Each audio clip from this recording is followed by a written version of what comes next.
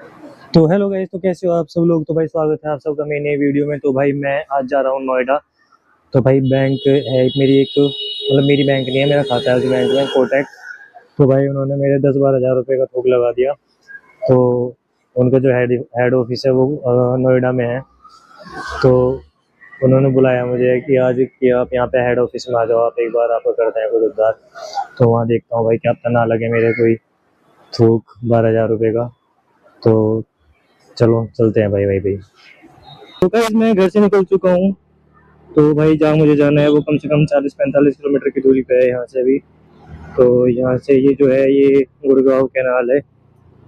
और जो ये कनेक्ट हुई है वो मुंबई वडोदरा एक्सप्रेस वे है जो दिल्ली से चलता है। तो भाई मुझे मुंबई वडोदरा एक्सप्रेस वे से होते हुए ये कालिंदी कुंज उतरना है। कालिंदी कुंज से ही जो नोएडा की जो बाउंड्री है वो चालू होती है, बॉर्डर है वहाँ पे यूपी और ये दिल्ली और हरियाणा तीनों का ही है वो। इधर फरीदाबाद वगैरह पड़ जाता है और नोएडा यूपी और दिल्ली है इस साइड में उसके। तो भाई तीनों कनेक्ट होते हैं वहाँ पे। लेकिन कालिंदी कुंज जो है वो है यूपी के अंदर, नोएडा के अंदर आती है वो जो जगह है। तो भाई मैं एंटर हो जाऊंगा ये मुंबई वडोदरा एक्सप्रेस वे पर। तो भाई ये भी 25-26 किलोमीटर का है यहाँ से। ये कालिंदी कुंज 22 किलोमीटर है भाई, ये ऊपर दिख रहा है। अब यार मैंने क्या है कि जो गोप्रो की माउंटिंग नहीं ले रखी। माउंटिंग मतलब कि जो हेलमेट में फिट हो जाएगी वो नहीं ले रखा। इसको मैंने हाथ में पकड़ रखा है अभी। और जो मेरा माइक है वो वायरलेस है, वो मैंने इसके अंदर जो हेलमेट इसके अंदर लगा रखा है। पर मुझे समझ में नहीं आ रहा कि आवाज़ ठीक आ भी रही होगी या नहीं आ रही होगी, क्योंकि भाई हेलमेट के अंदर तो जो वाइड वाला होता है वो भी ठीक लग जाता है, क्योंकि ये गिरने का खतरा है जो माइक मेरे इसमें हेलमेट में लग रहा है वो।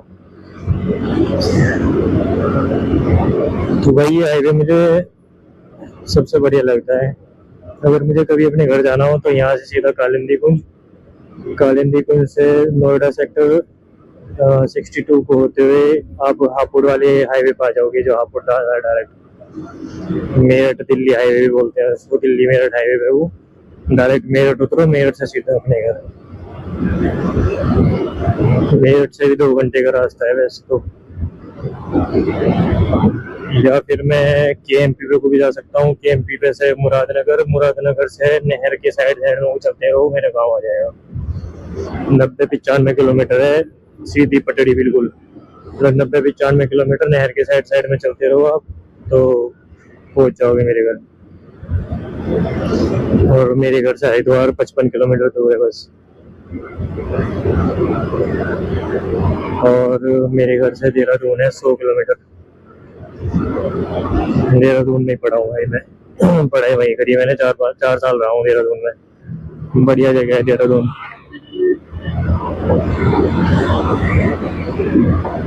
मतलब ऐसा है यार, देहरादून में रहोगे तो सोचोगे यार दिल्ली रहते हो और दिल्ली में रह रहे हो। दिल्ली एनसीआर हो गया जैसा फरीदाबाद गुड़गांव, तो सोचोगे कि आप देहरादून में रह लो। देहरादून सिटी से अगर भाई थोड़ा ऊपर नीचे हो जाए ना गांव वगैरह में, या फिर देहरादून में कुछ ऐसी कॉलोनियां बसी हुई है, जैसे हम टीएचडीसी कॉलोनी में रहते थे, वहाँ पे थोड़ी शांति है, ज्यादा ट्रैफिक नहीं है। बाकी शहर में अंदर जो है जैसे घंटाघर हो गया, आपका पल्टन बाजार हो गया, बहुत भीड़ है भाई वहाँ भी। लेकिन शांति है भाई वहाँ। दिन में मौसम तो इसके ऐसे रहता है धूप, लेकिन शाम को भाई वहाँ पे ठंडक बढ़िया हो जाती है। ठीक है, मतलब धुंध कोहरा तो होता ही नहीं है देहरादून में, चाहे कितनी ठंड हो रही हो, क्योंकि घाटी है वो। तो वहाँ पे धुंध कोहरा वगैरह होता नहीं है, चारों तरफ पहाड़ है। आई वहाँ से देहरादून से 30-35 किलोमीटर ऊपर चलोगे तो भाई ये मसूरी आ जाएगी, पहाड़ों की रानी मसूरी। भाई मैं भी कम से कम देहरादून में 1 साल रहा। 1 साल तक तो मैं मसूरी नहीं गया। फिर मैंने अपने दोस्तों को बताया, मैं यार मैं मसूरी नहीं गया आज तक। भाई रात के 2 बजे बोला था मैं, 1 बजे बोला था, 2 बजे तो मसूरी पहुंचा देता उन्होंने मुझे। अब हम मसूरी गए ना, अंधेरा इतना हो रहा वहाँ ना कुछ दिखा मुझे ना, बस भाई यूँ पता है कि भाई मसूरी में हूँ मैं इस टाइम। सीसीडी में कॉफी पी के आ गए घर। ऐसे दोस्त थे यार मेरे, और वो दिन भी भाई अलग ही रहे थे, जबरदस्त दिन थे वो, उनका कोई मुकाबला नहीं हो सकता। चलो भाई, बाकी मैं पहुंच के बात करता हूँ, क्योंकि यार हाथ तो पकड़ रखा है ना गोप्रो, तो हालांकि रिस्की काम है थोड़ा सा, कोई पुलिस पुलिस वाला देख ले, या फिर मेरा ध्यान कैमरे पे ज्यादा रहे तो आगे किसी को ठोक ठाक दो है, क्योंकि इस पे बाइक तो कम चलती है, कार वगैरह ज्यादा चले, तो रिस्की काम है।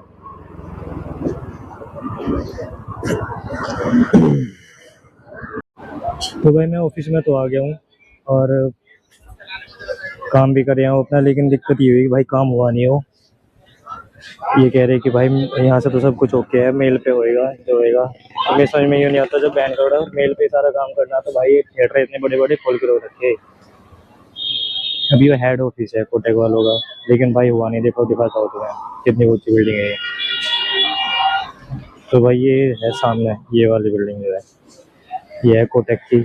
इधर जो ये है दो बिल्डिंग, ये अलग अलग जितनी भी कंपनी होती है भाई उनके हेड ऑफिस है, उनके ये ऑफिस वगैरह का काम यही होता है। पता नहीं भाई क्या ठड़बंगा है। तो भाई अब मैं कुछ खा लेता हूँ, फिर चलूँगा घर को अपने। तो भाई बैंक का काम निपटा के मैं अब घर की तरफ जा रहा हूँ, बल्लभगढ़ फरीदाबाद है जो। तो यहाँ से ऐसा है वो 30 किलोमीटर के आसपास। तो भाई बीच में जो है वो यमुना जी पड़ती है ये। अभी तो भाई यहाँ पे बहुत कम पानी है, लेकिन फुल पानी पड़ जाता है। ये यमुना ब्रिज है, इससे आगे कालिंदी कुंज है, दिल्ली लग जाता है। और इधर की साइड जो है भाई ये पीछे है, ये नोएडा है। ये आपको बिल्डिंगें दिख रही होंगी, ये सब नोएडा में है, कॉर्पोरेट ऑफिस वगैरह सब यही है। तो जो बैंक में मैं गया था भाई वो सेक्टर 125 था। तो भाई नोएडा बनने की कहानी भी बहुत अलग है। जब यूपी में एनडी तिवारी की सरकार थी और सेंटर में कांग्रेस की सरकार थी, तो तब बसाया गया था भाई नोएडा। नोएडा की जो फुल फॉर्म है वो है new Okhla industrial development area, sorry authority. तो भाई नोएडा जो है इतना गहराई में है कि यमुना जी की वजह से बसाया नहीं जाता, लेकिन बहुत जद्दोजहद करने के बाद भाई ये शहर बसाया था उन्होंने। लेकिन जो इसका उद्धार कराया, जो जीर्णोद्धार भाई, वो सुश्री जो हमारी बुआ जी हैं मायावती, उन्होंने किया भाई। काफ़ी काम किया भाई मायावती सरकार में, ऐसी बात नहीं है, सरकार बढ़िया थी मायावती की।